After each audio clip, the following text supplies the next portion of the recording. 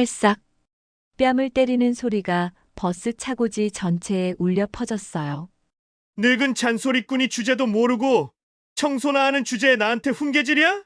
노조 간부 유경호가 70세 청소 노동자를 향해 욕설을 퍼붓고 있었죠. 그의 손이 다시 한번 장인 어른의 뺨을 향해 날아갔고 노인의 안경이 콘크리트 바닥으로 떨어졌어요. 노인의 얼굴에는 붉게 부어오른 자국이 남았죠. 평소 온화하고 침착한 성격의 정민서. 회사에서는 냉철한 판단력으로 인정받는 팀장이지만 집에서는 공황장애를 앓는 아내 곁을 지키며 무력감에 시달리는 남편이었어요. 그런 저를 묵묵히 도와주시는 분이 바로 장인 어른이셨죠. 그날 저는 우연히 그 현장을 목격했습니다. 평생 폭력과는 거리가 먼 삶을 살았던 제가 그날만큼은 달랐어요. 이어지는 반전 스토리가 궁금하시면 구독과 좋아요 한번 눌러주세요. 여러분의 응원이 절 힘나게 합니다. 한 번뿐인 인생, 오늘의 이야기 시작할게요. 새벽 6시, 알람이 울리기 전에 눈이 떠졌습니다. 어젯밤에도 제대로 잠들지 못했어요. 옆자리를 보니 역시나 비어 있었죠. 아내 최지아는 또 거실 소파에서 밤을 보냈을 겁니다. 저는 정민서, 38살입니다. IT 기업에서 개발팀 팀장으로 일하고 있죠. 회사에서는 나름 인정받는 편입니다. 프로젝트 마감을 칼같이 지키고 팀원들의 신뢰도 두텁습니다. 상사들은 제게 믿음직하다, 안정적이다라는 평가를 내려요. 하지만 집에 돌아오면 전혀 다른 사람이 됩니다. 무기력하고 무능하고 아무것도 해결하지 못하는 남편이 되어버리죠. 세면대 앞에 서서 거울을 바라봤습니다. 38이지만 눈과 주름은 40 중반처럼 깊게 파여 있었어요. 흰머리도 부쩍 늘었습니다. 염색을 해볼까 생각했지만 그럴 여유조차 없었죠. 조용히 거실로 나갔습니다. 소파에는 담요를 덮고 웅크린 채 자고 있는 지아의 모습이 보였어요. 가느다란 어깨가 규칙적으로 오르락내리락 했습니다. 저는 조심스럽게 다가가 흘러내린 담요를 다시 끌어올려 그녀의 어깨를 덮어주었어요. 3년 전까지만 해도 지아는 웃음이 많은 사람이었습니다. 대기업 마케팅팀에서 일하며 승승장구했죠. 그녀는 자신감이 넘쳤고 저보다 더 활발하게 사회생활을 했어요. 하지만 그날 이후 모든 게 달라졌습니다. 직장 상사의 지속적인 괴롭힘과 부당한 업무 지시, 그리고 결정적으로 회식 자리에서 벌어진 성희롱 사건. 지아는 용기를 내어 회사에 신고했지만 오히려 그녀가 팀에서 고립되었어요. 결국 회사를 그만두었고 그 이후 공황장애 진단을 받았습니다. 처음에는 가벼운 불안 증세였어요. 하지만 시간이 지날수록 증상은 심해졌습니다. 갑자기 숨이 막히고 심장이 터질 것처럼 뛰고 죽을 것 같은 공포에 휩싸이는 발작이 반복되었죠. 외출도 점점 어려워졌습니다. 정신과 치료와 약물 치료를 병행하고 있지만 나아지는 것 같다가도 다시 악화되기를 반복했어요. 치료비는 한 달에 평균 80만 원. 거기에 생활비까지 합치면 제 월급으로는 빠듯했습니다. 저는 부엌으로 가서 물을 한 잔 마셨습니다. 싱크대에는 어젯밤 설거지가 그대로 쌓여 있었어요.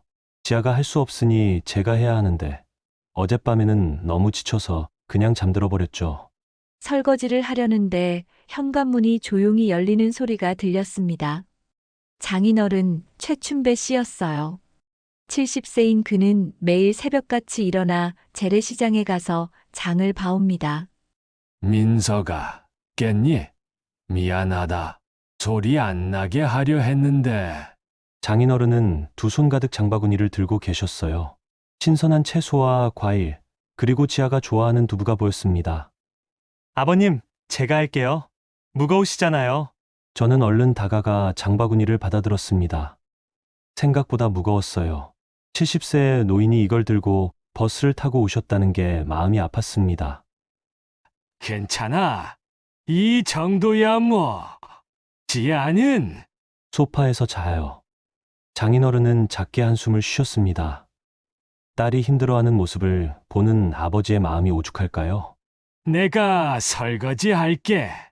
민석이 너는 출근 준비해. 아니에요. 제가 할게요. 됐어. 어차피 나도 출근 준비해야 하니까 빨리 씻고 와. 장인어른은 이미 소매를 걷어붙이고 싱크대 앞에 서셨습니다. 저는 더 이상 말리지 못하고 욕실로 향했어요. 샤워를 하면서 생각에 잠겼습니다. 장인어른은 3년 전 아내가 회사를 그만두고 집에만 있게 되면서 저희 집으로 들어오셨어요. 장모님은 10년 전에 돌아가셨고 장인어른은 혼자 지내셨죠. 내가 지아 곁에 있어줄게. 너는 돈 버는 데만 집중해.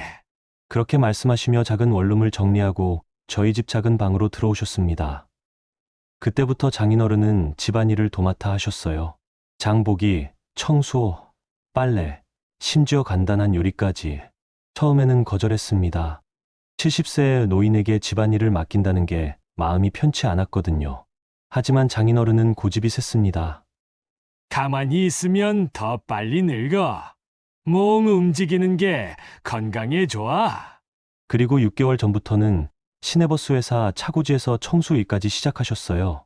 월급은 150만 원 정도. 많지 않은 돈이지만 장인어른은 그 돈으로 생활비를 보태주셨습니다. 내가 그냥 얹어 사는 것 같아서 마음이 불편하더라. 이렇게라도 보탬이 되면 좋겠다. 저는 정중히 거절했지만 장인어른은 들은 척도 안 하셨어요. 오히려 제 손에 봉투를 쥐어주시며 지하 약값에 보태라고 하셨죠. 샤워를 마치고 나훈이 식탁에 아침상이 차려져 있었습니다. 된장찌개와 김치, 계란말이까지. 장인어른의 솜씨였어요. 아버님, 이렇게까지 안 하셔도 되는데. 먹어. 아침은 꼭 먹어야 해. 저는 감사한 마음으로 수저를 들었습니다. 된장찌개는 얼큰하니 딱 제 입맛이었어요. 아버님은 안 드세요? 나는 회사 가서 먹을게. 거기 식당이 있거든. 장인어른은 이미 외출 준비를 마치신 상태였습니다. 낡은 점퍼를 입으시고 모자를 쓰셨어요. 오늘 일찍 들어오실 수 있으세요? 글쎄다. 오늘 차량 점검 있어서 좀 늦을 것 같구나. 왜? 아니에요. 그냥 너무 무리하시는 것 같아서요. 장인어른은 씁쓸하게 웃으셨습니다. 이 나이에 일할 데가 어디 있겠니? 감사하게 생각해야지. 그 말에 가슴이 먹먹해졌습니다. 70세의 노인이 새벽같이 일어나 장을 보고 집안일을 하고 버스 차고지에서 청소 일을 하신다는 게 안타까웠어요. 장인어른이 현관문을 나서시는 모습을 바라보며 저는 다짐했습니다. 더 열심히 일해서 돈을 많이 벌어야겠다고. 그래서 장인어른이 편히 쉬실 수 있게 해드려야겠다고. 하지만 현실은 그리 녹록지 않았습니다. 회사 일은 점점 더 바빠지고 집에서는 지하의 상태가 나아지지 않았어요. 저는 두세 개 사이에서 줄타기를 하듯 하루하루를 버텨냈습니다. 출근 준비를 마치고 거실을 지나는데 소파에서 지아가 눈을 떴어요. 당신, 출근해. 응, 잘 잤어? 응. 지아는 힘없이 고개를 끄덕였습니다. 창백한 얼굴에 다크서클이 짙었어요. 오늘 병원 가는 날이지? 아버님이 같이 가주실 거야. 알아. 미안해. 왜 미안해? 아프면 치료받아야지. 저는 그녀의 이마에 가볍게 키스했습니다. 지아는 아무 말 없이 눈을 감았어요. 현관문을 나서며 뒤를 돌아봤습니다. 소파에 앉아 무릎을 끌어안고 있는 아내의 모습이 작고 외로워 보였습니다. 그날 저는 몰랐습니다. 저녁에 장인어른에게 어떤 일이 벌어질지, 그리고 그 일이 우리 가족의 모든 것을 바꿔놓을 거라는 것을. 회사에 도착하자마자 회의가 이어졌습니다. 신규 프로젝트 론칭을 앞두고 있었고 저는 총괄팀장으로서 모든 일정을 조율해야 했어요. 오전 내내 회의실에서 나올 수 없었습니다. 점심시간에 휴대폰을 확인했더니 부재중 전화가 3통 있었어요. 모두 아내에게서 온 전화였습니다. 가슴이 철렁했습니다. 혹시 또 발작이 온 건 아닐까? 서둘러 전화를 걸었습니다. 여보, 나야. 무슨 일 있어? 아니, 그냥 아빠가 오늘 늦는데. 지아의 목소리는 떨리고 있었어요. 응, 아침에 말씀하셨어. 차량 점검 때문에 늦으신데. 그래. 알았어. 전화를 끊고 나서도 마음이 편치 않았습니다. 뭔가 불안한 기분이 들었어요. 하지만 오후에도 회의가 이어졌고 저는 그 불안감을 떨쳐버리려 애썼습니다. 저녁 7시, 겨우 퇴근할 수 있었어요. 집으로 가는 길 휴대폰이 울렸습니다. 장인어른이었어요. 아버님? 민서가, 미안한데, 오늘 좀 더 늦을 것 같구나. 목소리가 평소와 달랐습니다. 뭔가 기운이 없고 떨리는 것 같았어요. 괜찮으세요? 어디 편찮으신 거 아니에요? 아니야. 그냥, 일이 좀 있어서, 지아한테 미안하다고 전해줘. 전화가 끊겼습니다. 저는 핸들을 꽉 쥐었어요. 뭔가 잘못되고 있다는 느낌이 강하게 들었습니다. 그때 문자 메시지가 왔습니다. 장인어른이 보낸 위치 공유였어요. 버스 차고지 주소였습니다. 저는 망설이지 않고 차의 방향을 틀었습니다. 집이 아니라 버스 차고지로 향했어요. 비가 내리기 시작했습니다. 빗방울이 앞유리를 두드렸고 와이퍼가 빠르게 움직였어요. 불안감은 점점 더 커져갔습니다. 20분 후 버스 차고지에 도착했습니다. 넓은 주차장에는 버스들이 줄지어 서 있었고 한쪽 구석에 희미한 불빛이 보였어요. 차에서 내려 그쪽으로 걸어갔습니다. 빗속에서 누군가의 목소리가 들렸어요. 늙은이가 버릇이 없어. 저는 걸음을 멈췄습니다. 그리고 조심스럽게 다가갔어요. 그곳에서 제가 본 것은 평생 잊지 못할 장면이었습니다. 빗속에서 장인어른이 바닥에 떨어진 안경을 주우려 허리를 굽히셨습니다. 70세 노인의 움직임은 느리고 조심스러웠어요. 무릎이 좋지 않으셔서 쪼그려 앉는 것조차 힘들어 하셨죠. 유경우는 그런 장인어른을 내려다보며 비웃었습니다. 봐라, 이 꼴을. 늙은이가 몸도 성한 데가 없으면서 왜 일을 하려고 기어들어와? 장인어른은 아무 말 없이 안경을 집어드셨어요. 다행히 렌즈는 깨지지 않았지만 안경테가 휘어져 있었습니다.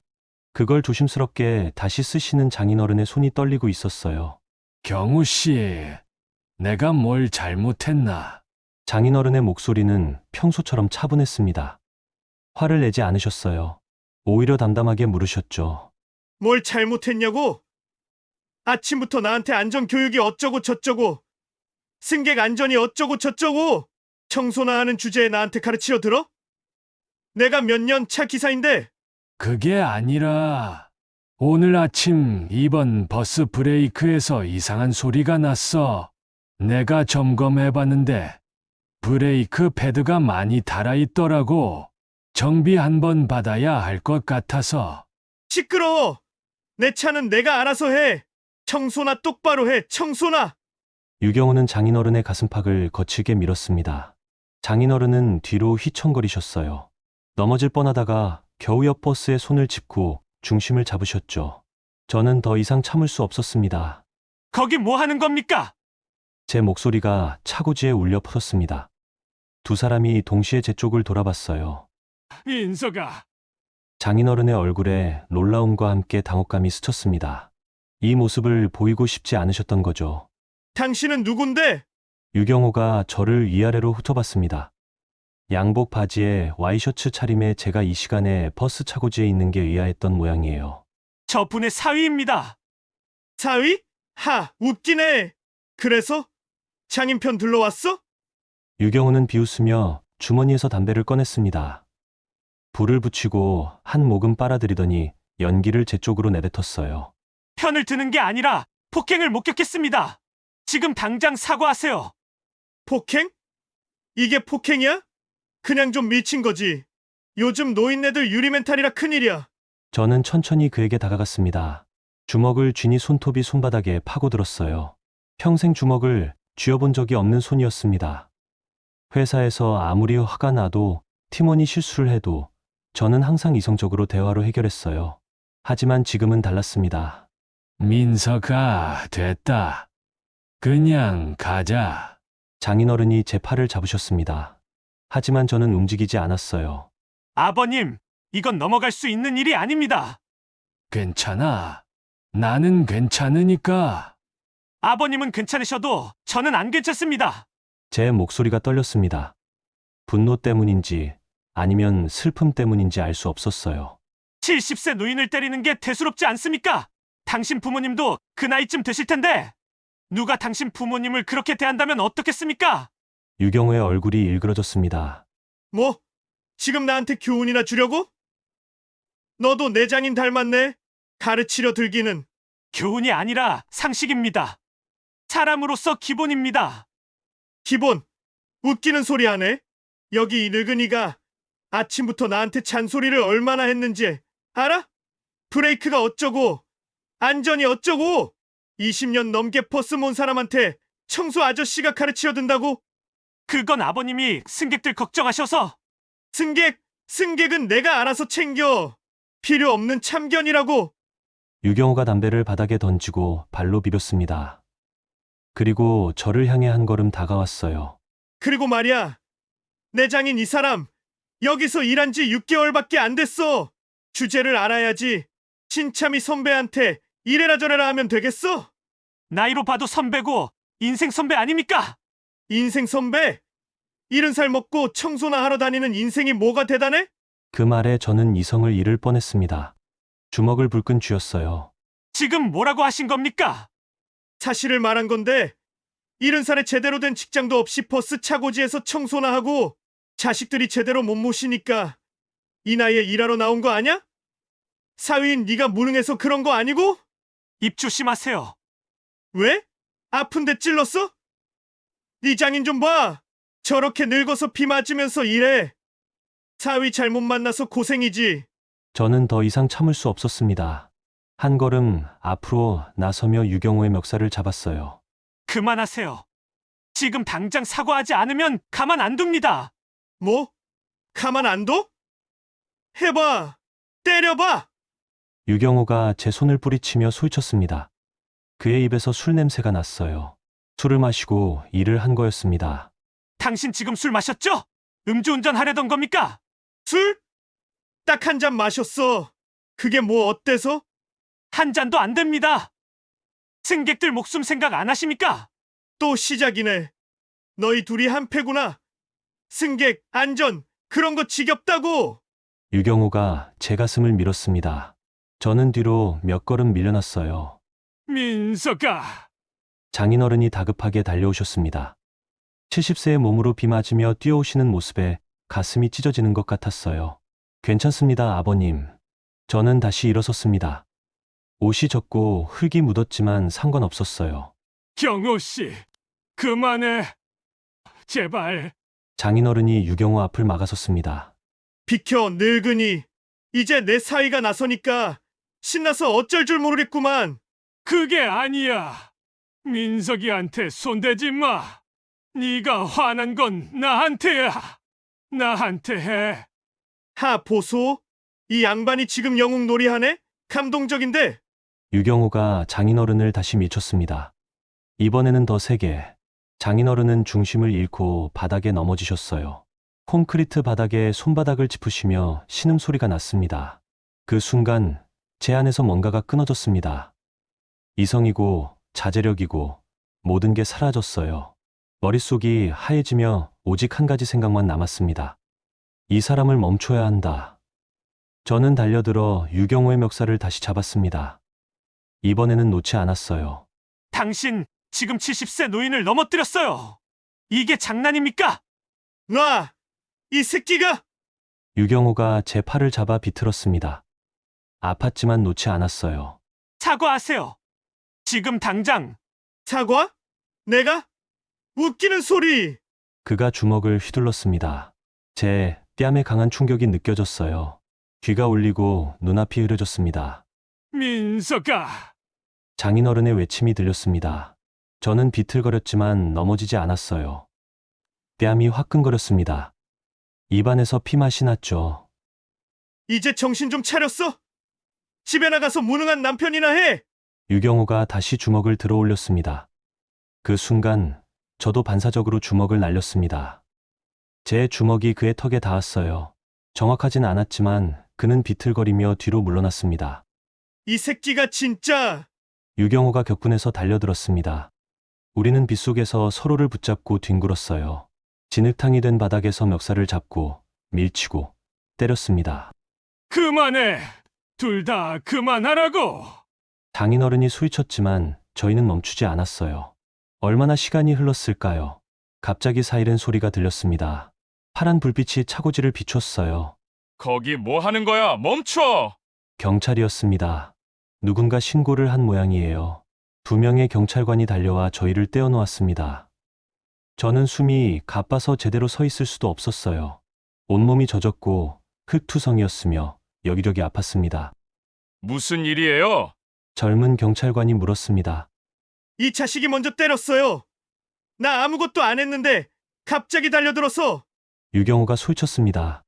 거짓말입니다. 이 사람이 먼저 우리 장인어른을 폭행했습니다. 뭐? 내가 언제? 제가 다 봤습니다. 뺨도 때리고 밀쳐서 넘어뜨리기까지 했어요. 나이든 경찰관이 장인어른께 다가갔습니다. 어르신, 괜찮으세요?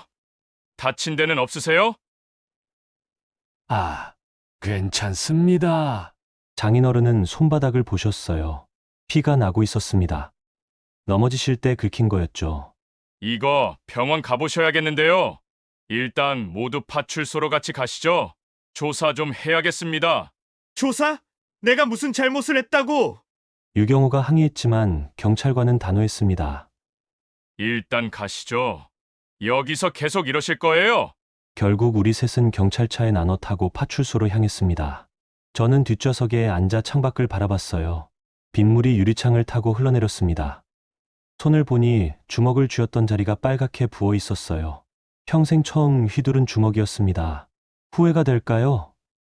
아니, 전혀 후회하지 않았습니다. 다만 한 가지, 장인어른이 다치신 게 너무 마음 아팠어요.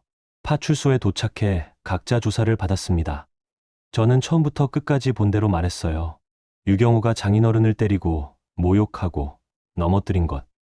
그리고 저까지 폭행한 것. 유경호는 계속 발뺌했습니다. 자기는 아무것도 안 했고 제가 먼저 시비를 걸었다고 주장했죠. CCTV 있습니까? 제가 물었습니다. 차고지에 CCTV가 있는지 확인해 봐야겠네요. 경찰관이 버스회사에 전화를 걸었습니다. 잠시 후 놀라운 소식이 들려왔어요.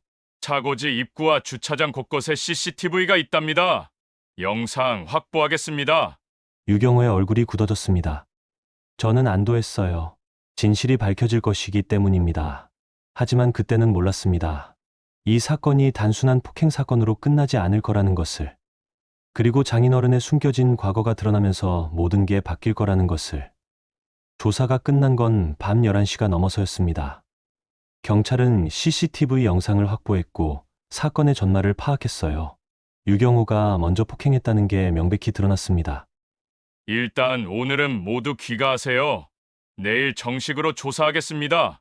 유경호 씨, 당신은 폭행 혐의로 조사받게 될 겁니다. 유경호는 억울하다며 소리를 질렀지만 소용없었어요. 파출소 밖으로 나오니 비는 그쳤지만 밤 공기는 차가웠습니다. 장인어른은 손에 붕대를 감고 계셨어요. 아버님, 정말 괜찮으세요? 응. 저 정도야. 집에 가면 지아가 얼마나 놀랄까요? 걱정하겠어요. 미안하다.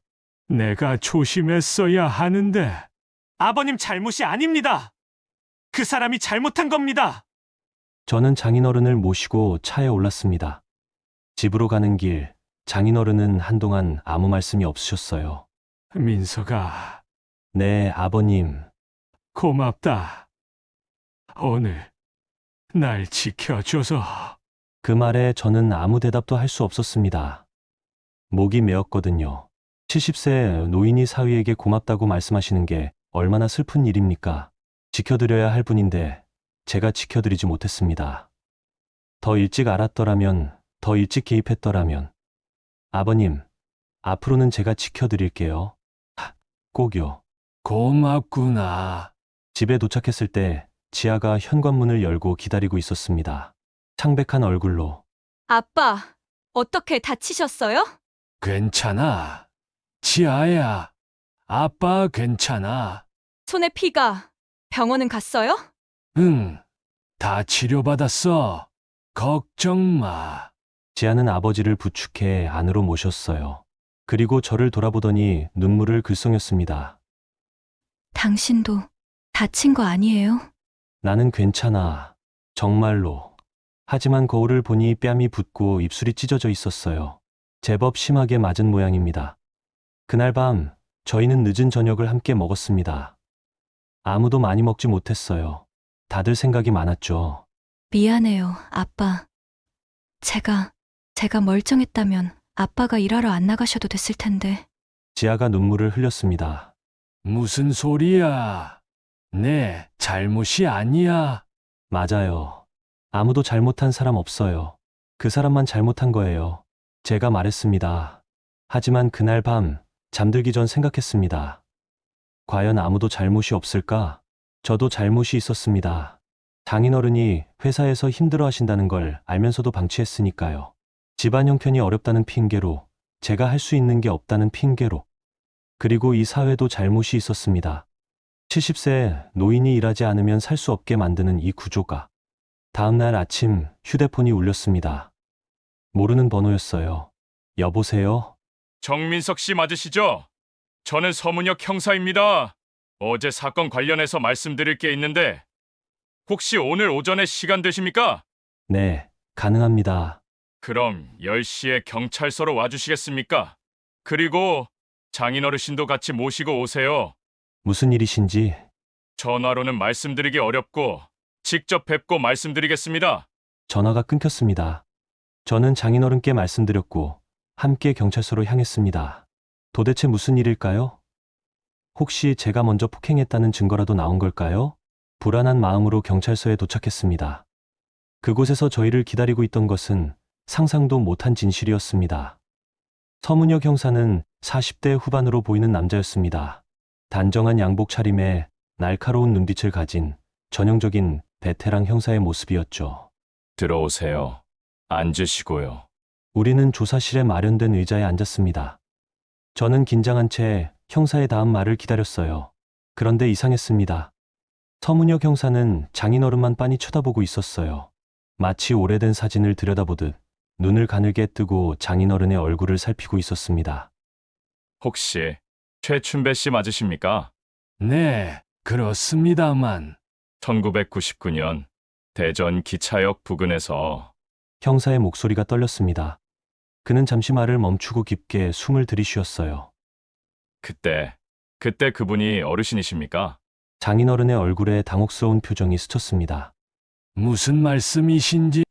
저도 그날 거기 있었습니다. 그날 화물열차와 여객열차가 충돌했을 때 서문혁 형사의 눈가가 부러졌습니다. 어르신께서 사람들을 구하셨습니다.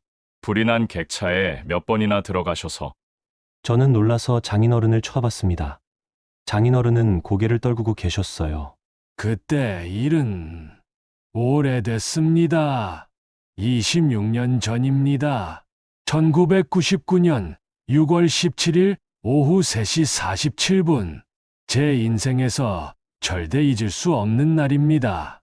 서문혁 형사는 책상 서랍에서 낡은 신문 스크랩을 꺼냈습니다. 누렇게 바랜 신문 기사였어요. 대전 열차 추돌 사고, 17명 사망 62명 부상. 기사 제목이었습니다. 그 아래 작은 사진이 하나 있었어요. 까맣게 그을린 얼굴로 부상자를 부축하고 있는 남자. 젊었지만 확실히 장인어른이었습니다. 이 사진 어르신 맞으시죠? 장인어른은 천천히 고개를 끄덕이셨습니다. 그때 저는 우연히 그 근처를 지나가다가 우연이 아니었습니다. 서문혁 형사가 말을 끊었습니다.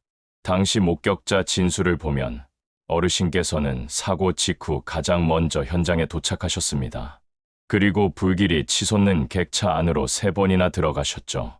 소방관들이 도착하기 전까지 혼자서 12명을 구해내셨습니다. 12명. 제가 중얼거렸습니다. 믿을 수 없었어요. 네. 그 중에는 임신 8개월 된 여성도 있었고, 당시 7살이었던 아이도 있었습니다. 그리고 서문혁 형사는 자신의 가슴을 가리켰습니다. 저도 포함되어 있었습니다. 당시 저는 객차 맨 뒤쪽에 있었는데, 충돌 충격으로 다리가 좌석 사이에 끼었습니다. 연기 때문에 숨도 쉴 수 없었고, 불길이 점점 가까워지고 있었죠. 그의 목소리가 잠겼습니다. 그때 어르신께서 오셨습니다. 괜찮아. 내가 구해줄게. 포기하지 말라고 하시면서 좌석을 들어 올리셨죠. 한 사람 힘으로는 불가능한 무게였는데 어떻게든 들어 올리셨습니다. 그리고 저를 등에 업고 밖으로 나오셨어요. 그런 일이 저는 장인어른을 바라봤습니다. 70세의 노인, 매일 아침 장을 보시고 집안일을 하시고 버스 차고지에서 청소 일을 하시는 평범한 노인. 하지만 26년 전 이분은 영웅이었습니다. 어르신께서 저를 구해주지 않으셨다면 저는 죽었을 겁니다. 그 후 저는 기관사가 되는 걸 포기하고 경찰이 되었습니다. 사람을 구하는 일을 하고 싶었거든요. 어르신처럼. 서문혁 형사는 깊게 고개를 숙였습니다. 26년 동안 은인을 찾고 싶었습니다. 하지만 당시 혼란스러운 상황에서 제대로 된 인적사항을 파악하지 못했죠. 어르신께서는 구조 작업이 끝나자마자 조용히 사라지셨으니까요. 제가 특별한 일을 한 게 아닙니다. 그냥 눈앞에서 사람들이 죽어가는데 가만히 있을 수 없었을 뿐입니다. 장인어른의 목소리는 떨리고 있었습니다. 그날 제가 구하지 못한 사람들도 있었습니다. 17명이나. 어르신 잘못이 아닙니다. 어르신께서 안 계셨다면 더 많은 사람이 죽었을 겁니다.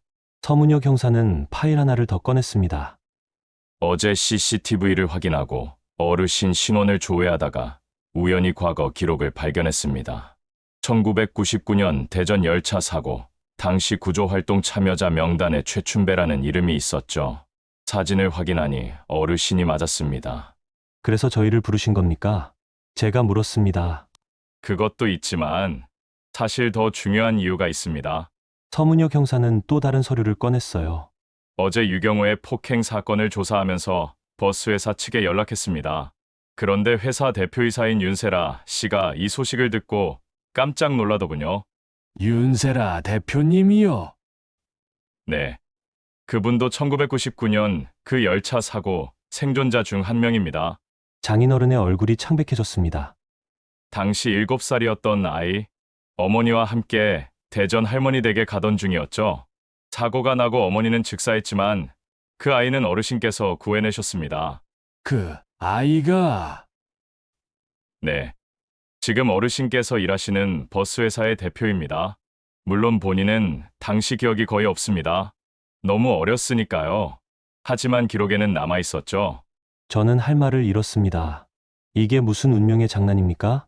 윤세라 대표님이 지금 이리로 오고 있습니다. 어르신을 꼭 뵙고 싶다고 하시더군요. 30분 후 문이 열리고 한 여성이 들어왔습니다. 30대 초반으로 보이는 단정한 정장 차림의 여성이었어요. 윤세라 대표는 장인어른을 보자마자 멈춰섰습니다. 그녀의 눈에 눈물이 가득 고였어요. 최춘배 님, 그녀는 떨리는 목소리로 장인어른의 이름을 불렀습니다. 제가 그 아이였습니다. 엄마와 함께 기차를 타고 가다가 사고가 났을 때 윤세라는 더 이상 말을 잇지 못하고 눈물을 흘렸습니다. 할머니에게 들었어요. 까만 연기 속에서 누군가 저를 안고 나왔다고. 그 사람 얼굴은 보지 못했지만 따뜻한 품이었다고. 괜찮아 하면서 제 속 토닥여 주셨다고. 장인어른도 눈시울이 붉어지셨습니다. 그때 그 아이가 이렇게 훌륭하게 자라서.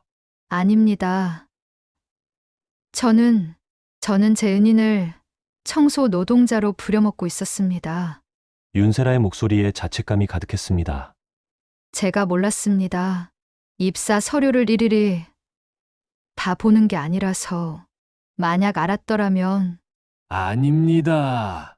제가 일부러 말씀드리지 않았습니다. 그냥 조용히 일하고 싶었을 뿐입니다. 조용히 일하시게 해드렸어야 하는데 회사 내에서 괴롭힘을 당하시다니. 윤세라는 주먹을 불끈 쥐었습니다. 유경우에 대해서는 즉시 조치하겠습니다. 그리고 어르신께는. 괜찮습니다. 저는 그냥 평범하게 일하고 싶을 뿐입니다. 아닙니다. 그럴 수 없습니다. 윤세라는 단호하게 말했습니다. 제 목숨의 은인을 이렇게 대할 수는 없습니다. 반드시 합당한 대우를 해드리겠습니다. 저는 특별 대우 같은 거 원치 않습니다. 특별 대우가 아닙니다. 당연한 예우입니다. 두 사람의 대화를 들으며 저는 복잡한 감정에 휩싸였습니다. 장인어른은 평생 이런 사실을 숨기고 사셨습니다.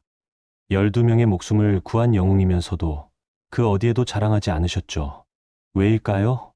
저는 장인어른의 손을 바라봤습니다. 주름지고 굳은 살이 박힌 손, 어제 콘크리트 바닥에 찧어서 붕대를 감은 손. 이 손이 26년 전 불길 속에서 12명을 구해냈다는 게 믿기지 않았습니다.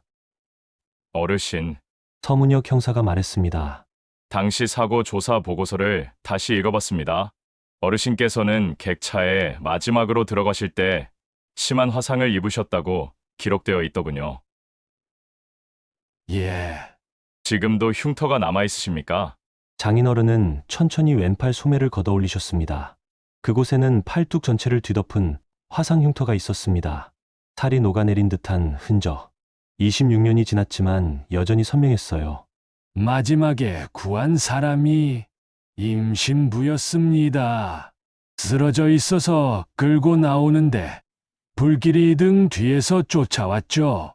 발이 기둥에 닿았는데 장인어른은 더 이상 말씀하지 않으셨습니다. 윤세라는 그 흉터를 보고 얼굴을 손으로 가렸습니다. 어깨가 떨렸어요. 죄송합니다. 정말 죄송합니다. 사과하실 일 없습니다. 모두 살아있으니 다행입니다. 장인어른은 소매를 다시 내리시며 조용히 말씀하셨습니다. 그날 제가 구하지 못한 17명, 그분들이 더 안타깝습니다. 방 안에 침묵이 흘렀습니다. 서문혁 형사가 먼저 입을 열었습니다. 어르신, 그리고 정민석 씨, 어제 사건에 대해 말씀드리겠습니다. 그는 서류를 펼쳤어요.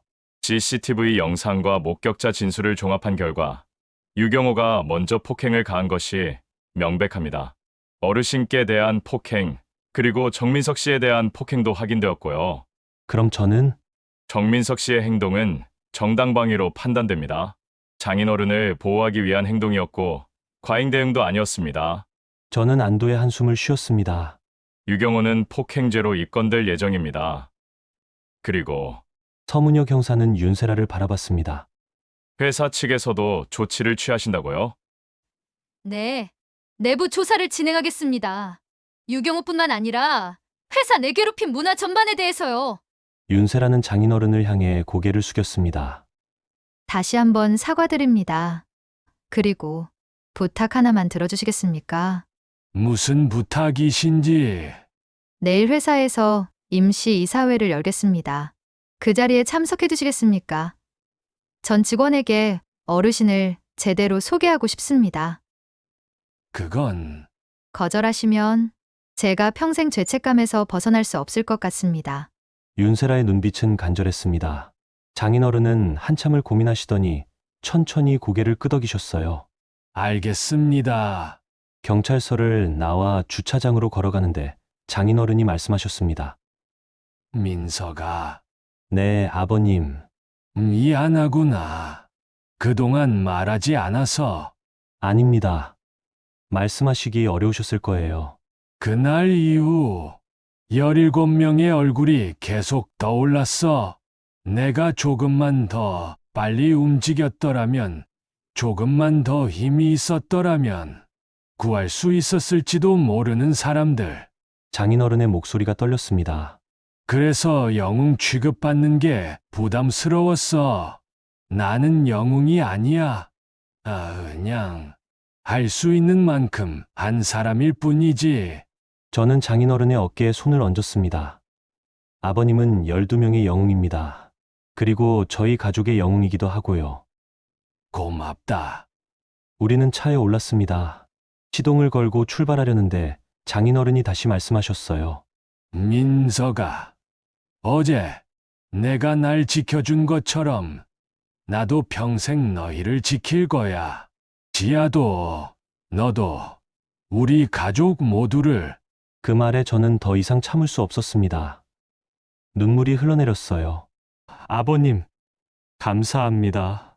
정말 감사합니다. 집으로 가는 길, 저는 생각했습니다. 우리는 모두 누군가의 영웅이 될 수 있다고. 거창한 일이 아니어도 그냥 옆에 있어주는 것만으로도. 장인어른은 26년 전 12명의 영웅이었고, 지금은 우리 가족의 영웅입니다. 그리고 어제 제가 장인어른을 지켰듯이 저도 누군가의 영웅이 될 수 있었습니다. 집에 도착하니 지아가 현관에서 기다리고 있었습니다. 어떻게 됐어요? 저는 오늘 있었던 일을 모두 말해줬습니다. 26년 전 열차 사고, 장인어른이 구한 12명, 그리고 윤세라 대표의 이야기까지.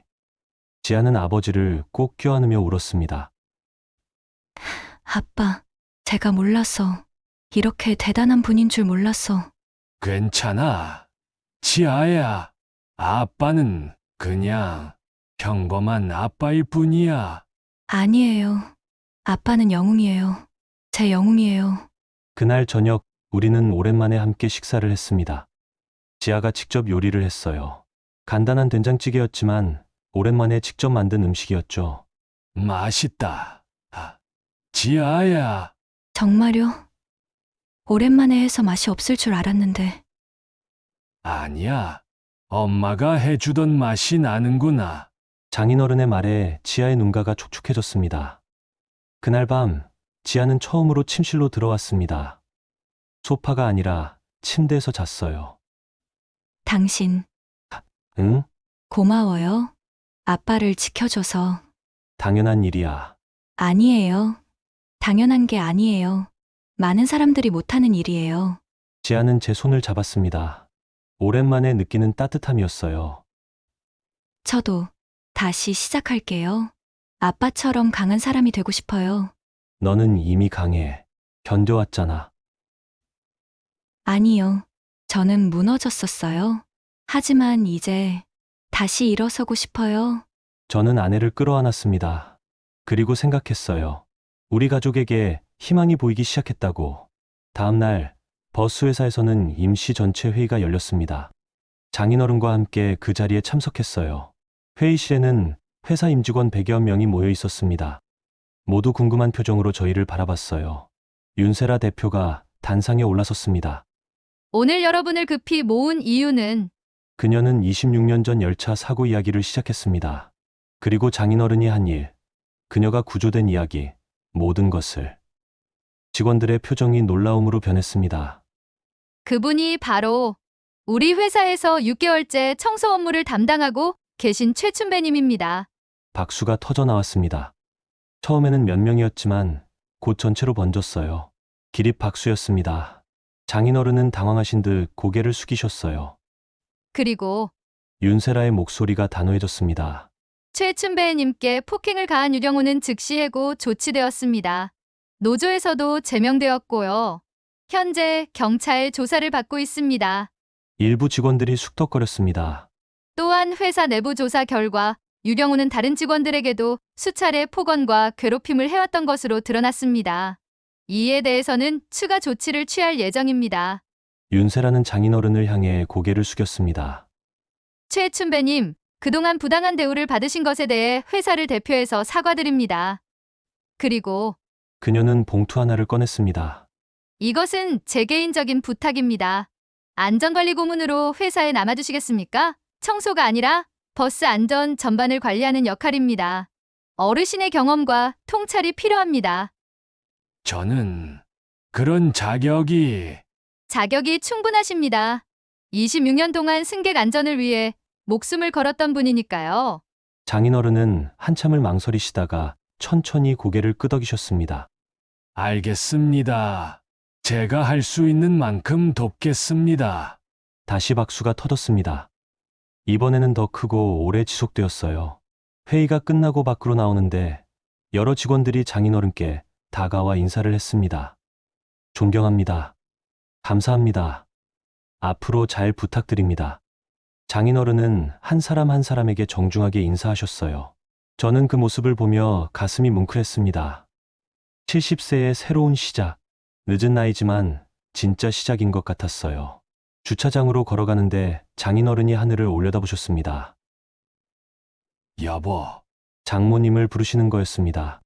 우리 사위, 딸, 그리고 이 늙은이, 이제 괜찮을 것 같아.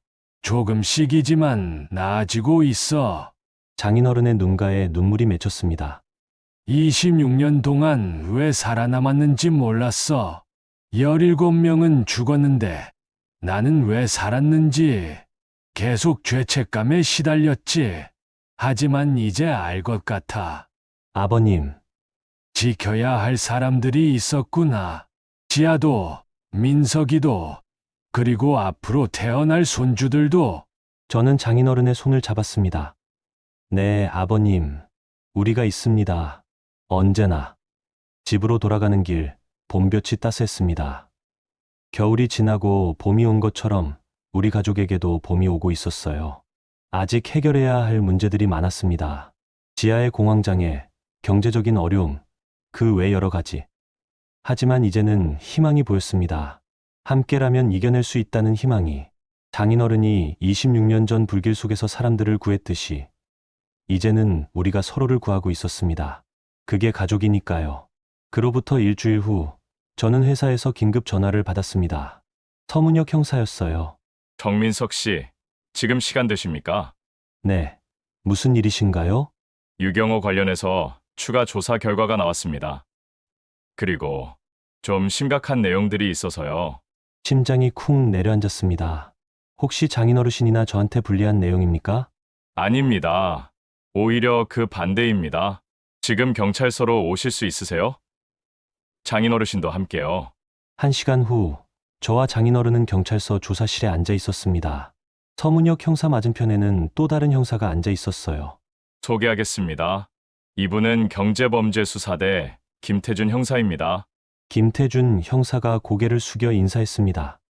처음 뵙겠습니다. 사실 저희 팀에서 3개월 전부터 유경호를 내사하고 있었습니다. 내사요? 네. 노조 운영비 횡령 의혹이었습니다. 그런데 이번 폭행 사건으로 본격적인 수사를 시작하게 되었고 상당히 많은 것들이 드러났습니다. 김태준 형사는 두꺼운 파일을 펼쳤어요. 먼저 횡령건부터 말씀드리겠습니다. 유경호는 지난 2년간 노조 운영비 명목으로 총 3,800만 원을 개인적으로 유용했습니다. 3,800만 원이나요? 네. 명목상으로는 노조 회의비, 교육비, 복지비 등으로 지출했다고 되어 있지만 실제로는 본인의 유흥비와 도박, 자금으로 사용했습니다. 장인어른이 작게 한숨을 쉬셨습니다. 그뿐만이 아닙니다. 서문혁 형사가 말을 이었습니다. 회사 내부 조사 결과 유경호는 최소 5명 이상의 직원들에게 지속적인 괴롭힘을 해왔습니다. 최춘배 씨는 그중 가장 최근 피해자였고요. 5명이나. 네, 그중 2명은 이미 퇴사했고 나머지 3명은 참고 일하고 있었습니다. 이번 기회에 모두 진술서를 제출했어요. 김태준 형사가 서류 몇 장을 꺼내 보여주었습니다. 첫 번째 피해자는 입사 2년 차 신입기사 박준혁 씨입니다. 유경호는 그가 노선을 잘못 돌았다는 이유로 3개월간 매일 욕설과 폭언을 했습니다.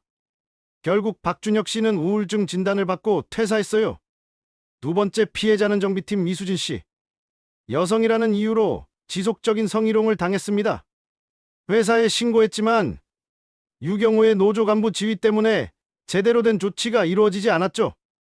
이수진 씨도 결국 퇴사했습니다. 저는 주먹을 불끈 쥐었습니다. 분노가 치밀어 올랐어요. 세 번째부터 다섯 번째 피해자들은 현재 재직 중입니다. 청소팀 김영구 씨, 배차팀 최민호 씨, 그리고 같은 운전팀 정우성 씨. 이들 모두 유경으로부터 반복적인 폭언과 협박을 당했다고 진술했습니다. 이런 사람이 어떻게 노조 간부를... 그게 문제였습니다. 서문혁 형사가 끼어들었습니다. 유경호는 노조 간부라는 지위를 방패막이로 이용했어요. 누가 문제를 제기하면 노조가 가만 안 둔다. 단체 행동에 들어간다는 식으로 협박했습니다. 회사 측도 노사 갈등을 우려해서 적극적으로 대응하지 못했고요. 하지만 이제는 다릅니다. 김태준 형사가 말했습니다. 윤세라 대표가 전폭적으로 수사에 협력하고 있습니다. 회계 자료, CCTV 영상, 직원 증언 등 모든 자료를 제공했어요. 덕분에 증거가 확실합니다. 그럼 유경호는 어떻게 됩니까? 일단 횡령죄와 폭행죄로 구속영장이 청구되었습니다. 추가로 성희롱, 강요, 협박 혐의도 적용될 예정이고요. 구속이요? 네, 증거인멸과 도주 우려가 있다고 판단되어서요. 어제 영장실질 심사가 있었고 오늘 아침 구속 영장이 발부되었습니다. 저는 안도의 한숨을 쉬었습니다. 그리고 한 가지 더 말씀드릴 게 있습니다. 서문혁 형사가 조심스럽게 입을 열었습니다. 유경호의 음주운전 전력을 조회했는데요. 놀랍게도 지난 1년간 3차례나 음주 상태로 버스를 운전한 기록이 있습니다. 뭐라고요? 장인어른이 벌떡 일어나셨습니다. 승객들을 태우고 음주운전을! 네, 하지만 모두 적발되지 않았습니다. 동료 기사들이 눈치챘지만 신고하지 않았거든요. 유경호가 보복할까봐 두려워서요. 이건 말도 안 됩니다. 제 목소리가 떨렸습니다. 수십 명의 승객 목숨을 위험에 빠뜨린 거잖아요. 맞습니다. 그래서 이 부분은 특히 엄중하게 처리될 예정입니다. 교통안전공단과 국토교통부에도 통보했고요. 김태준 형사가 덧붙였습니다. 게다가 사고 직전 상황도 여러 차례 있었습니다. 한 번은 정류장을 지나쳐서 승객과 말다툼을 했고 또 한 번은 급정거로 승객이 넘어져 다쳤어요. 다행히 큰 사고는 없었지만 다행이라니요. 장인어른이 목소리를 높이셨어요. 평소에 차분하신 분이 화를 내시는 건 처음 봤습니다. 사고가 나지 않았다고 해서 다행인 게 아닙니다. 언제든 대형 참사가 일어날 수 있었던 겁니다. 죄송합니다. 제 표현이 잘못됐습니다. 서문혁 형사가 고개를 숙였습니다. 어르신 말씀이 맞습니다. 그래서 이번 사건은 단순한 폭행 사건이 아니라 공공안전을 위협한 중대 범죄로 다루어질 겁니다. 장인어른은 천천히 자리에 앉으셨습니다. 손이 떨리고 계셨어요. 26년 전 그 사고도 이런 식으로 시작됐습니다. 작은 안전 불감증이 쌓이고 쌓여서 아버님, 저는 장인어른의 손을 잡았습니다. 그때와는 다릅니다. 이번에는 제대로 막았습니다. 아버님께서 계속 안전 문제를 지적하셨고, 그게 결국 더 큰 사고를 예방한 겁니다. 민석 씨 말이 맞습니다. 서문혁 형사가 말했습니다. 만약 어르신께서 계속 문제를 제기하지 않으셨다면 유경호는 계속 음주운전을 했을 겁니다. 그리고 언젠가는 정말로 큰 사고가 났을 거고요. 장인어른은 눈을 감으셨습니다. 깊은 한숨을 쉬시더니 천천히 눈을 뜨셨어요. 그 사람 처벌을 제대로 받게 됩니까? 네, 확실합니다. 그럼 됐습니다. 더 이상 다른 사람들이 피해를 입지 않는다면 경찰서를 나와 주차장으로 향하는데 뒤에서 누군가 우리를 불렀습니다. 잠깐만요. 돌아보니 30대 초반으로 보이는 남자가 달려오고 있었어요. 숨을 헐떡이며 장인어른 앞에 섰습니다. 최춘배님 맞으시죠? 네. 그런데 저는 정우성입니다. 버스회사에서 운전기사로 일하고 있습니다. 아, 유경호의 피해자 중 한 명이었구나. 제가 진작 용기를 냈어야 했는데 정우성의 눈에 눈물이 고였습니다. 유경우 그 사람한테 당하면서도 참기만 했습니다. 가족도 먹여 살려야 하고 직장을 잃을까 봐 두려워서 비겁했습니다. 아닙니다. 장인어른이 말씀하셨습니다. 비겁한 게 아닙니다. 당신은 가족을 지키려 했던 겁니다. 하지만 어르신은 70세 연세에도 불구하고 당당하게 맞서셨잖아요. 저는 젊은데도 못했는데 나도 처음엔 참았습니다. 장인어른이 조용히 말씀하셨어요. 하지만 더 이상 참을 수 없는 선이 있더군요. 승객들의 안전이 위협받는 걸 보고는 못 참겠더라고요. 저도 어르신처럼 용기 있는 사람이 되고 싶습니다. 정우성이 깊게 고개를 숙였습니다. 감사합니다. 어르신 덕분에 제가 진술할 수 있었습니다. 이제는 두렵지 않습니다. 고맙습니다. 용기 내주셔서. 장인어른도 고개를 숙이셨습니다. 정우성은 다시 한번 인사하고 돌아갔어요. 그의 뒷모습이 처음 봤을 때보다 훨씬 당당해 보였습니다. 민석아, 네, 아버님. 사람들은 혼자서는 약하단다. 하지만 함께하면 강해지지. 맞습니다. 우리가 함께 맞섰으니까 이길 수 있었어. 너도, 나도, 그리고 다른 피해자들도. 차에 올라 집으로 향하는 길, 휴대폰이 울렸습니다. 윤세라 대표였어요. 여보세요, 대표님. 정민석 씨, 그리고 최춘배님께서도 들으실 수 있게 스피커폰으로 해주시겠어요? 저는 스피커 버튼을 눌렀습니다. 네, 아버님도 들으십니다. 좋은 소식이 있어서 전화드렸습니다. 오늘 임시 이사회가 열렸는데요. 회사 안전 시스템 전반에 대한 개선안이 통과되었습니다. 어떤 내용입니까? 먼저 모든 버스에 알코올 측정기를 의무 설치합니다. 운전 시작 전에 반드시 측정하도록 하고 기록을 본사에 실시간으로 전송하는 시스템이에요. 좋은 방안이네요. 그리고 익명신고 시스템을 구축합니다. 직원들이 안전 문제나 괴롭힘을 겪을 때 보복 걱정 없이 신고할 수 있도록요. 장인어른이 고개를 끄덕이셨습니다. 또한 매월 안전 교육을 의무화하고 최춘배님께서 직접 교육을 진행해 주시면 좋겠습니다. 제가요? 네. 어르신의 경험과 통찰이 필요합니다. 26년 전 사고의 교훈을 직원들과 나누어 주세요. 장인어른은 잠시 침묵하시더니 대답하셨습니다. 알겠습니다. 제가 할 수 있는 만큼 하겠습니다. 감사합니다. 그리고 한 가지 더. 내일 기자회견을 열 예정입니다. 기자회견이요? 네. 이번 사건을 계기로 운수업계 전반의 안전 문화를 개선하고자 합니다. 다른 회사들에도 모범 사례를 보여주고 싶어요. 물론 어르신께서 원하시지 않으면 억지로 하지는 않겠습니다만. 장인어른은 한참을 고민하셨습니다. 26년 전 사고 이야기도 나옵니까? 네. 하지만 어르신을 영웅으로 포장하려는 게 아닙니다. 안전의 중요성을 강조하기 위한 겁니다. 알겠습니다. 그렇다면 참석하겠습니다. 감사합니다, 어르신. 내일 오전 10시에 본사 대강당에서 뵙겠습니다. 전화가 끊겼습니다. 아버님, 괜찮으세요? 부담되시지 않으세요? 괜찮아. 이제는 숨기고 싶지 않구나. 장인어른이 창밖을 바라보며 말씀하셨어요. 26년 동안 죄책감 때문에 숨어 지냈어. 하지만 이제는 그 경험을 나누어야 할 때인 것 같아. 같은 비극이 반복되지 않도록. 다음 날 아침, 버스회사 본사 대강당은 기자들로 가득했습니다. 방송사 카메라도 여러 대 설치되어 있었어요.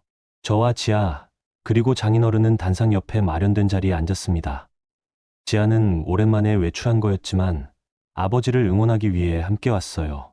윤세라 대표가 단상에 올라섰습니다. 바쁘신 가운데 참석해주신 기자 여러분께 감사드립니다.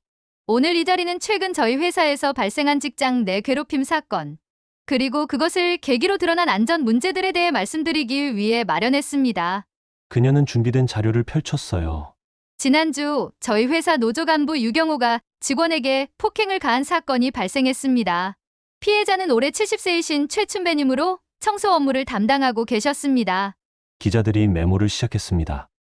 하지만 조사 결과 이것은 단순한 폭행 사건이 아니었습니다. 유경호는 2년간 노조 운영비 3,800만 원을 횡령했고 최소 5명의 직원들에게 지속적인 괴롭힘을 해왔습니다.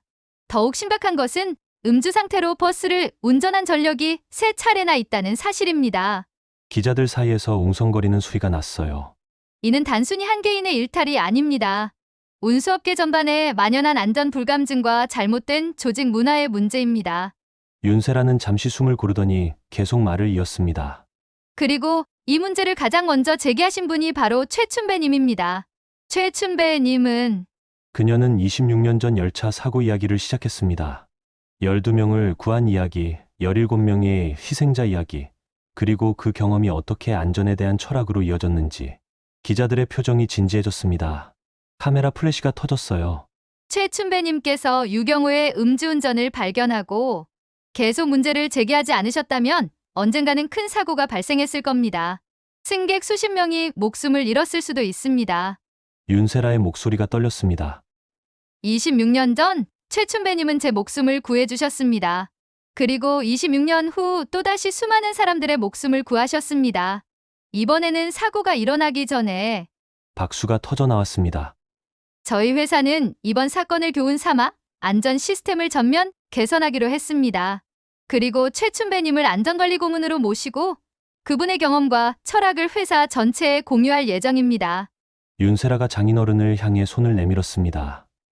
최춘배님, 한 말씀 부탁드려도 될까요? 장인어른은 천천히 일어나셨습니다. 단상으로 걸어가시는 발걸음이 조금 떨리고 계셨어요. 마이크 앞에 서신 장인어른은 한참을 침묵하셨습니다. 그리고 조용히 입을 여셨어요.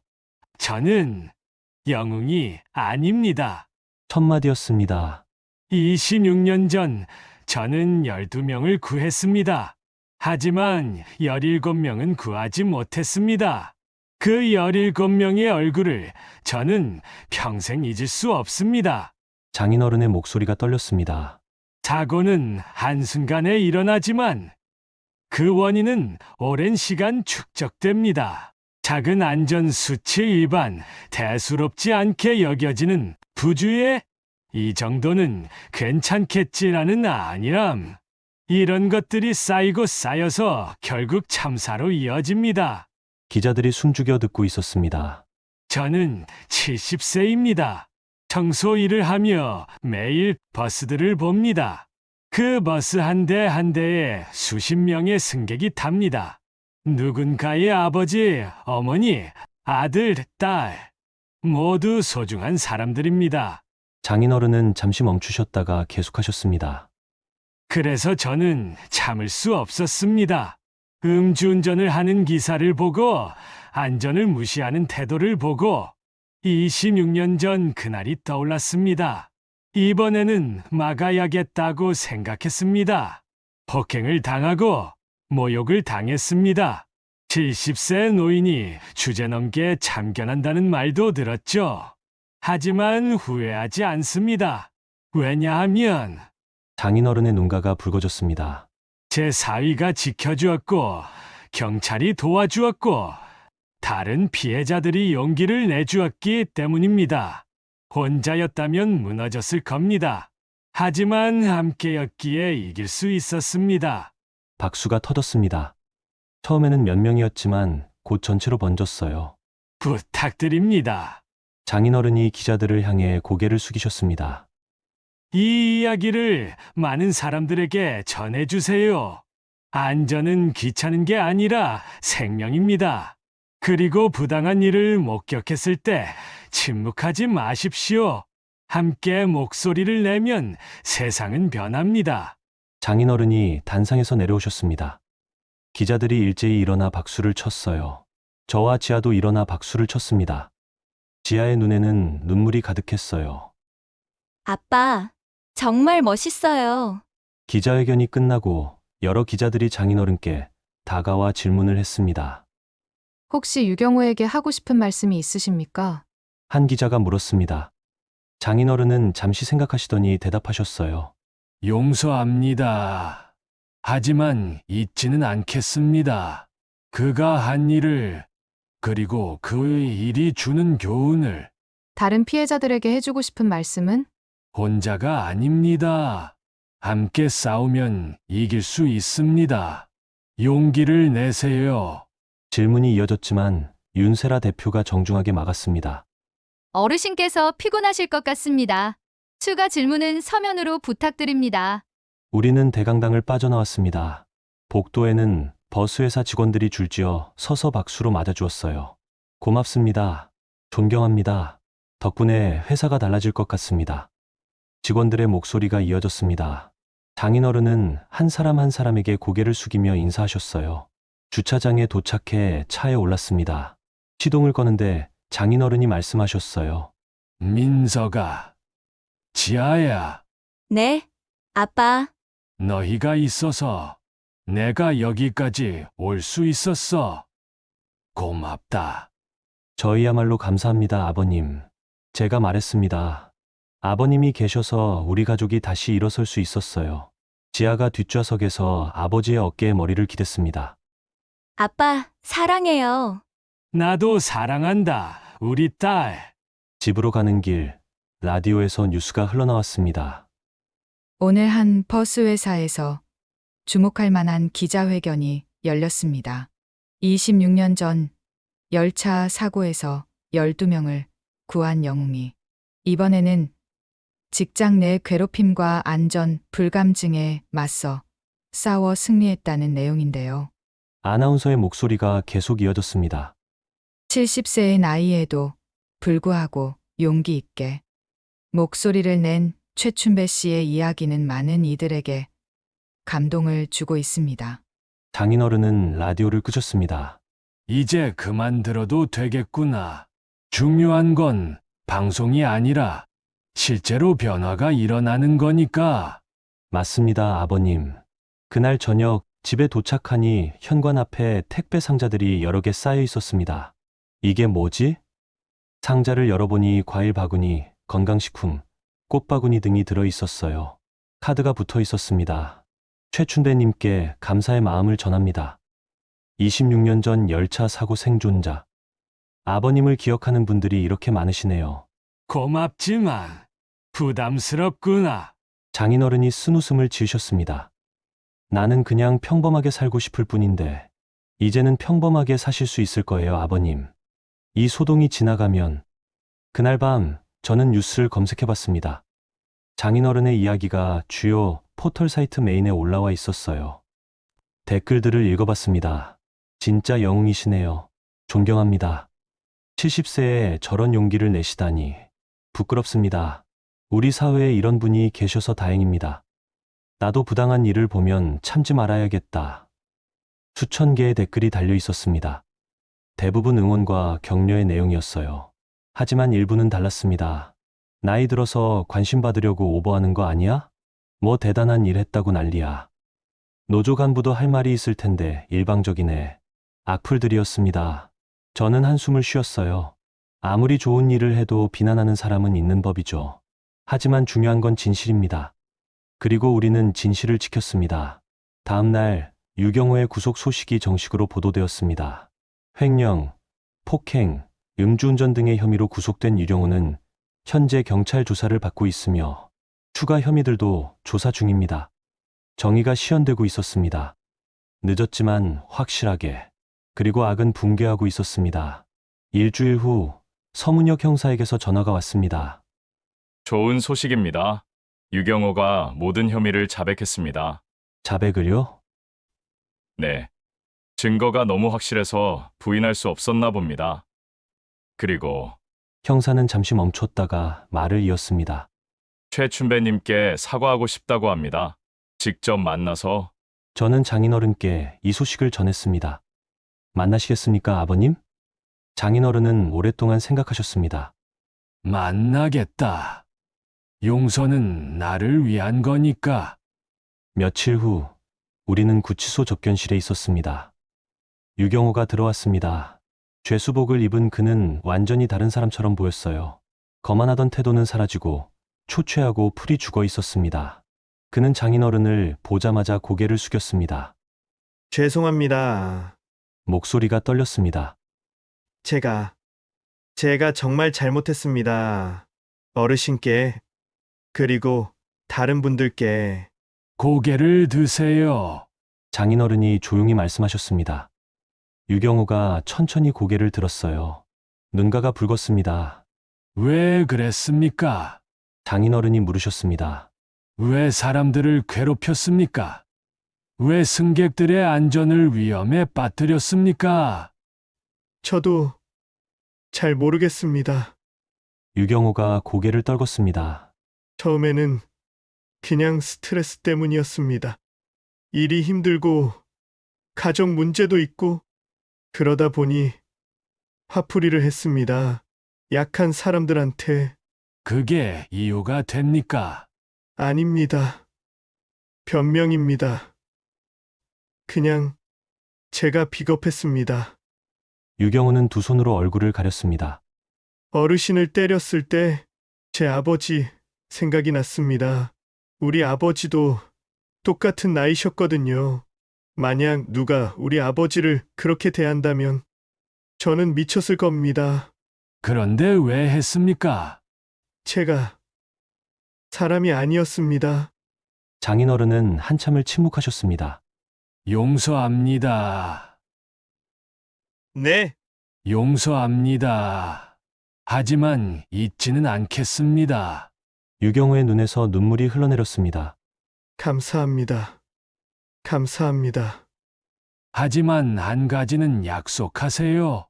무엇이든 다시는 같은 짓을 하지 마세요. 경기를 마치고 나오면 제대로 된 사람으로 살아가세요. 약속하겠습니다. 꼭 접견이 끝나고 나왔습니다. 아버님, 괜찮으세요? 아, 응. 오히려 마음이 편하구나. 용서하시니까요? 용서는 상대를 위한 게 아니야. 나를 위한 거지. 미움을 품고 살면 내가 힘들거든. 저는 장인어른의 손을 잡았습니다. 아버님은 정말 대단하세요. 대단한 게 아니야. 그냥 편하게 살고 싶을 뿐이지. 악은 무너졌습니다. 정의는 회복되었습니다. 하지만 더 중요한 것은 우리가 함께 싸워서 이겼다는 것입니다. 그리고 이제 진짜 회복이 시작될 차례였습니다. 우리 가족의 회복이. 그로부터 2달이 흘렀습니다. 봄이 깊어지고 있었어요. 집 앞착은 화단에는 지아가 심은 튤립이 활짝 피어 있었습니다. 얼마 전까지만 해도 지아는 밖에 나가는 것조차 두려워했는데 이제는 스스로 꽃을 심고 가꾸고 있었죠. 당신, 이거 봐요. 빨간 튤립이 제일 먼저 폈어요. 지아의 목소리에 생기가 돌았습니다. 예전의 밝은 모습이 조금씩 돌아오고 있었어요. 예쁘다. 지아가 정성껏 돌봐줘서 그래. 아니에요. 아빠가 매일 아침 물 주시잖아요. 장인어른이 마당에서 미소 지으셨습니다. 요즘 장인어른은 안전관리 고문으로 주 3회만 출근하셨어요. 나머지 시간은 집에서 지아와 함께 보내셨죠. 지아야, 오늘 병원 가는 날이지? 네. 근데 아빠, 오늘은 제가 혼자 가보려고요. 저는 놀라서 지아를 바라봤습니다. 지금까지는 항상 누군가 동행했거든요. 혼자. 네. 용기 내볼게요. 아빠가 그러셨잖아요. 함께하면 강해진다고. 그동안 아빠랑 당신이 함께해줘서 이만큼 나아졌으니까. 이제 제 힘으로도 해볼게요. 장인어른의 눈가가 촉촉해졌습니다. 그래. 우리 딸, 천천히, 내 속도대로. 2시간 후 지아에게서 문자가 왔습니다. 병원 잘 도착했어요. 무섭지 않았어요. 제가 해냈어요. 저는 문자를 보며 눈시울이 뜨거워졌습니다. 작은 걸음이지만 지아에게는 거대한 발걸음이었으니까요. 그날 저녁 우리는 오랜만에 외식을 했습니다. 장인어른이 좋아하시는 설렁탕 집이었어요. 건배, 우리는 보리차 잔을 부딪혔습니다. 아버님, 회사에서는 어떠세요? 좋아. 직원들이 이제는 안전 문제를 스스럼 없이 이야기하더구나. 분위기가 완전히 달라졌어. 다행이에요. 그리고 말이야. 장인어른이 잠시 머뭇거리시더니 말씀하셨어요. 다른 버스 회사들에서도 강연 요청이 들어오고 있어. 안전 교육 해달라고. 정말요? 좋은 일이네요. 응. 처음에는 부담스러웠는데 생각해보니 이게 내가 할 수 있는 일인 것 같아. 26년 전 그날의 교훈을 나누는 것. 지아가 아버지의 손을 잡았습니다. 자랑스러워요, 아빠. 나도 자랑스럽다. 너희 둘 다. 식사를 마치고 집으로 돌아오는 길, 장인어른이 말씀하셨어요. 민서가. 지아야, 너희에게 하고 싶은 말이 있어. 우리는 거실 소파에 나란히 앉았습니다. 26년 전 열차 사고 이후 나는 계속 질문했어. 왜 나는 살았을까? 17명은 죽었는데 나는 왜 살아남았을까? 장인어른의 목소리가 떨렸습니다. 죄책감에 시달렸지. 내가 살 자격이 있나? 행복할 자격이 있나? 그래서 조용히 눈에 띄지 않게 살려고 했어. 아버님, 하지만 이제 알겠어. 내가 살아남은 이유를. 장인어른은 우리를 번갈아 바라보셨습니다. 너희를 만나기 위해서였구나. 지아를 키우고 민석이를 만나고 이렇게 가족이 되기 위해서. 그리고 너희가 힘들 때 함께 있어주기 위해서. 눈물이 흘러내렸습니다. 저도, 지아도. 그러니까 더 이상 미안해하지 마. 아무도 잘못한 사람 없어. 우리는 모두 최선을 다했어. 그리고 앞으로도 함께 최선을 다할 거야. 우리는 서로를 꼭 껴안았습니다. 오랜만에 느끼는 따뜻함이었어요. 그날 밤 침대에 누워 지아가 말했습니다. 당신, 응? 나 다시 일하고 싶어요. 정말? 네, 아직 많이 무섭지만 시도는 해보고 싶어요. 집에만 있으면 자꾸 부정적인 생각만 들거든요. 천천히 해. 서두르지 말고. 고마워요. 항상 기다려줘서. 당연하지. 나는 내 편이야. 언제나. 다음 날, 지아는 작은 카페에 아르바이트 면접을 보러 갔습니다. 주 2회, 하루 4시간. 작은 시작이었지만 중요한 걸음이었어요. 면접을 마치고 돌아온 지아의 얼굴은 밝았습니다. 합격했어요. 다음 주부터 나가요. 축하해. 우리는 서로를 껴안으며 기뻐했습니다. 장인어른도 환하게 웃으셨어요. 잘했어, 지아야. 정말 잘했어. 시간은 계속 흘렀습니다. 지아는 카페에서 일하며 조금씩 자신감을 되찾았어요. 처음에는 손님 응대하는 것도 떨렸지만 이제는 익숙해졌습니다. 공황 발작도 점점 줄어들었고요. 장인어른은 여러 회사에서 안전 강연을 하셨어요. 매번 직원들에게 큰 감동을 주셨죠. 신문과 방송에서도 몇 차례 더 소개되었습니다. 저는 여전히 바쁘게 일했지만 이제는 집에 돌아오는 게 행복했습니다. 무너진 가족이 아니라 다시 일어서고 있는 가족이 있었으니까요. 어느 일요일 오후 우리는 함께 공원을 산책했습니다. 아빠, 저기 벤치에 앉아요. 우리는 벤치에 앉아 따스한 햇살을 받았습니다. 행복하구나. 장인어른이 조용히 말씀하셨어요. 이렇게 너희와 함께 있으니까 이게 내가 살아남은 이유구나. 저희도 행복해요, 아버님. 지아가 아버지 어깨에 기대며 말했습니다. 아빠가 계셔서, 당신이 있어서, 우리 가족이 있어서, 저도 그들의 손을 잡았습니다. 우리 앞으로도 계속 함께해요. 어떤 일이 있어도. 그래, 함께라면 뭐든 해낼 수 있어. 그날 저녁 집으로 돌아와 함께 저녁을 준비했습니다. 장인어른은 국을 끓이고 지아는 반찬을 준비하고 저는 상을 차렸어요. 평범한 일상이었습니다. 하지만 그 평범함이 얼마나 소중한지 이제는 알았습니다. 식탁에 둘러앉아 따뜻한 국밥을 함께 먹으며 우리는 웃었습니다. 그리고 장인어른이 조용히 말씀하셨습니다. 살아남은 이유를 이제야 알겠구나. 지켜야 할 가족이 있었더군. 우리는 살면서 수많은 어려움을 만납니다. 때로는 무너지고 좌절하고 포기하고 싶어집니다. 하지만 기억하세요. 당신은 혼자가 아닙니다. 70세의 장인어른도, 공황장애를 앓던 지아도, 무력감에 시달리던 민석이도 모두 혼자였다면 이겨내지 못했을 겁니다. 하지만 그들은 함께였습니다. 서로를 지켜주고 격려하고 기다려주었죠. 부당한 일을 목격했을 때 침묵하지 마세요. 용기를 내세요. 당신의 목소리가 누군가의 생명을 구할 수 있습니다. 힘들 때는 도움을 청하세요. 약한 모습을 보이는 게 부끄러운 게 아닙니다. 그게 진짜 용기입니다. 그리고 무엇보다 가족을 사랑하세요. 오늘 당신 곁에 있는 사람들을 안아주세요. 사랑한다, 고맙다는 말을 아끼지 마세요. 당신이 지금 어떤 어둠 속에 있든 반드시 빛이 옵니다. 포기하지 마세요. 함께라면 우리는 이겨낼 수 있습니다. 여러분 모두의 인생에 따뜻한 봄날이 찾아오길 바랍니다. 여러분의 응원이 더 좋은 이야기를 만드는 원동력입니다. 긴 이야기 들어주셔서 감사합니다. 한 번뿐인 인생, 오늘도 행복하세요.